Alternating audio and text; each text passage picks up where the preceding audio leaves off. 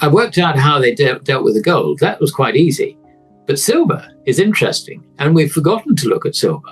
But basically, the People's Bank of China has been in there dealing in silver, buying silver, hoovering up all the loose silver it could get around the world. So it has built not only its gold reserves, but also its silver reserves. Now, silver has been used, as you pointed out earlier, as an industrial metal. But don't forget that from the Chinese point of view, their last metallic standard was a silver standard in 1935. Whereas, Europe went off silver in 1873.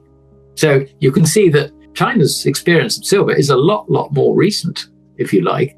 And therefore, that's still somewhat in their psyche. I think they look at the gold-silver ratio and think, God, silver's cheap. Alasdair Macleod, a market expert, emphasizes that this is a structural warning that the U.S. is having trouble funding its soaring deficits rather than merely a cyclical change. The lack of demand for long-dated treasuries has caused rates on 30-year notes to spike higher as investors want to take on what now appears to be a considerably riskier investment. When the U.S. lost its final flawless credit rating, the cornerstone of the global monetary order is beginning to show signs of cracking for the first time in decades. While gold subtly pushes itself as the ultimate safe haven, U.S. stocks, treasury bonds, and the currency are all displaying signs of vulnerability. According to recent data from the World Gold Council, more than 90% of central banks asked want to raise their gold reserves this year, which is a sign that confidence in the dollar is declining at the highest levels. When looking at the big picture, Macleod notes that even as the dollar attempts to maintain stability in the area of 97 to 99, gold's strength is evident. A further decline in the dollar, he contends, would reignite interest in gold. Remember to click the subscribe button and enable notifications to ensure that you never miss our most recent analysis. Thank you and enjoy the video. The debt calculus of the US dollar and US debt is, in fact, not attractive enough. Indeed. I think this is a process which has been happening in recent years.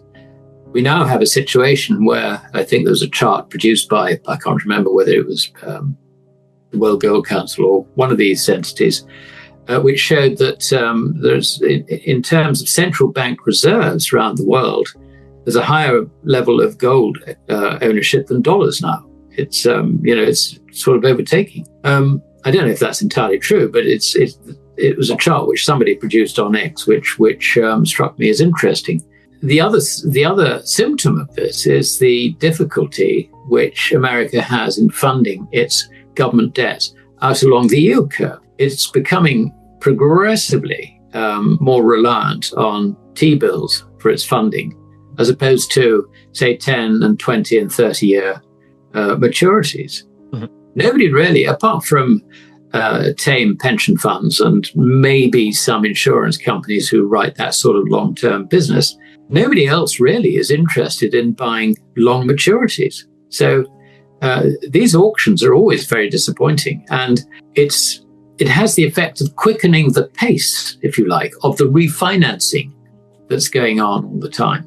And I think it is becoming more widely recognized that with budget deficits running at 6.5% to 7.5% year in, year out, with an underlying economy which is probably not growing anymore, the US is really in a debt trap, because it's not getting the potential increase, if you like, in tax revenue to cover the increased cost of borrowing an increasing mountain of debt. Because, the US government never pays interest. It just rolls it up, rolls it up, rolls it up. So this is a debt trap now, which I think is more widely recognized. It's no longer just a question of China deciding that, it wants to remove the dollar from its transactions as much as possible and replace it with the yuan.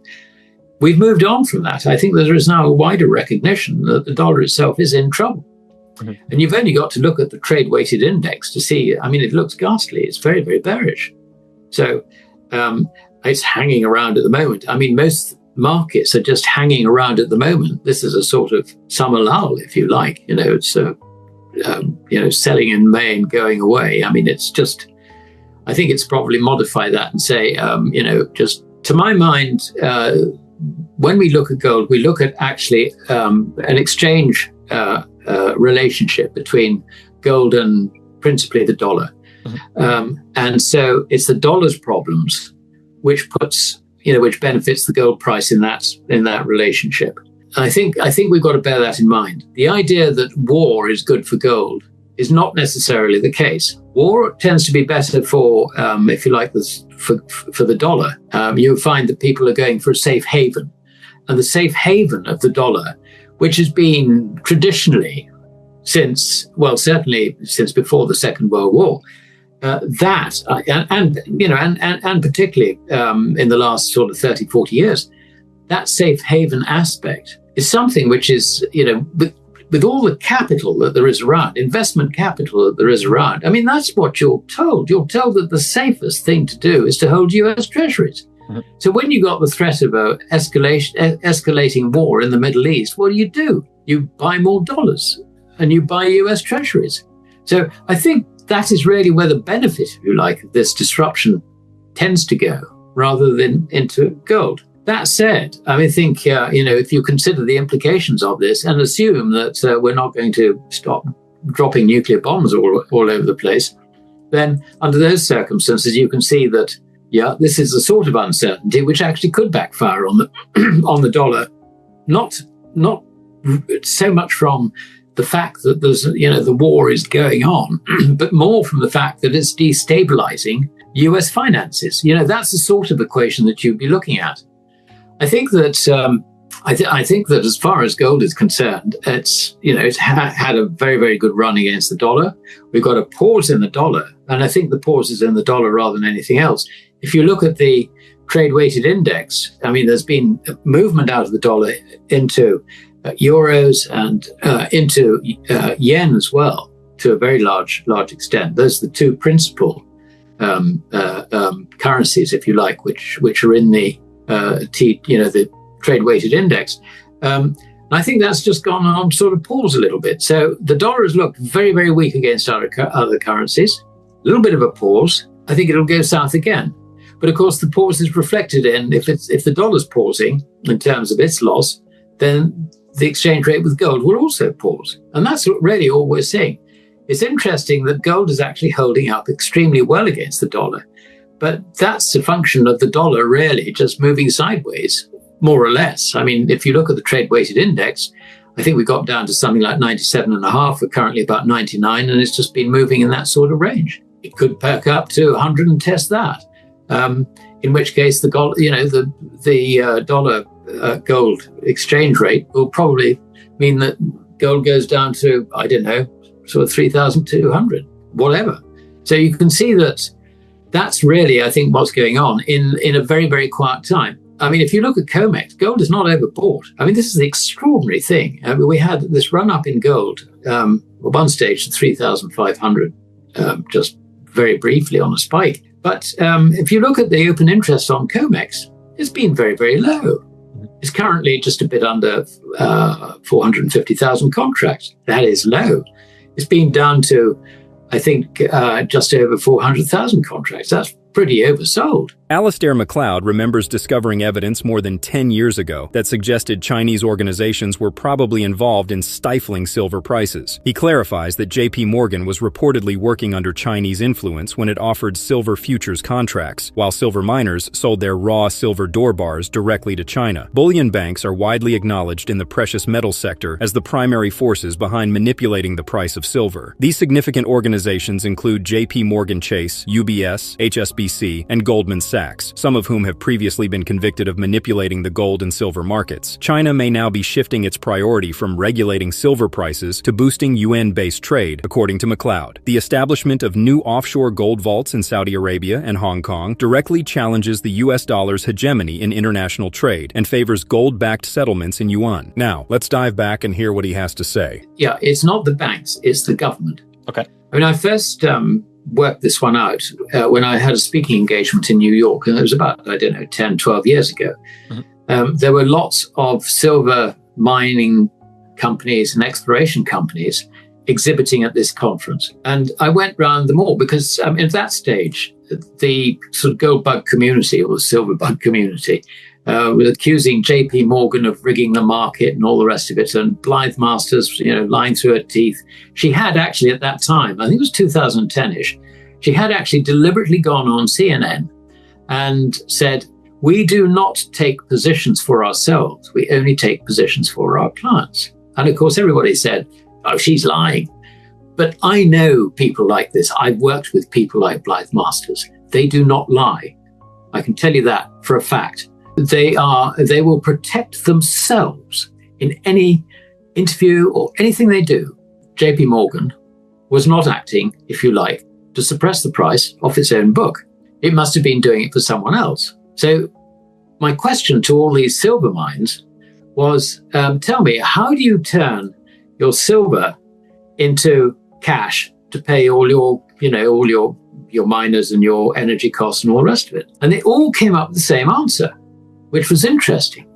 They said, man from Gencor comes along, he values the doré, we get paid for that, and it gets shipped off. So where does it get shipped off to? They said, well, we don't really know, but we assume it's China. Right.